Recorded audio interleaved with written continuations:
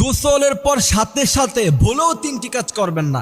যদি করেন তাহলে আপনি মারাত্মক অসুস্থ হয়ে যাবেন। বয়স 40-50-এর পরে দেখবেন আপনি কঠিনভাবে অসুস্থ হয়ে গেছেন। কারণ এই অসুস্থতাটা একদিনে কেউ হয় না, আস্তে আস্তে ধীরে ধীরে মানুষ এই অসুস্থতাগুলি গ্রহণ করে। এই জন্য বিশ্বনবী সাল্লাল্লাহু আলাইহি সাল্লাম তিনি যে কথাগুলি বলেছেন ১৫০০ বছর পরে ডাক্তাররা যে কথাগুলি বলছে বিশ্বনবী সাল্লাল্লাহু আলাইহি সাল্লামের সাথে সেই কথাগুলি মিলে গিয়েছে। আমি বড় আশ্চর্য হই যে রাসূল ১৫০০ বছর আগে কি সুন্দর কথা তিনি বর্ণনা করে গিয়েছেন। গোসল করার পর সাথে সাথে প্রথম নাম্বার যে ভুল করা যাবে না সেটা হচ্ছে গরম খাবার খাওয়া যাবে না গোসল করার পর সাথে সাথে। দ্বিতীয় নাম্বার, গোসলের সময় অতিরিক্ত গরম পানিতে আপনি গোসল করবেন না, তাহলে আপনার যে স্কিন আছে সেটা ড্রাই হয়ে যেতে পারে। তৃতীয় নাম্বার যে ভুলটা আপনার গোসলের সময় করবেন না সেটা হচ্ছে কেমিক্যাল জাতীয় সাবান প্রতিদিন ইউজ করার দরকার নেই। এটা বিশেষ করে আমরা যখন জামিয়া রশিদে পড়তাম তখন আমাদের ওস্তাদজি বলতেন প্রতিদিন তোমরা কেমিক্যাল জাতীয় সাবান দিয়ে গোসল করো না, তাহলে আপনার যে স্কিন সেই স্কিন নষ্ট হয়ে যেতে পারে।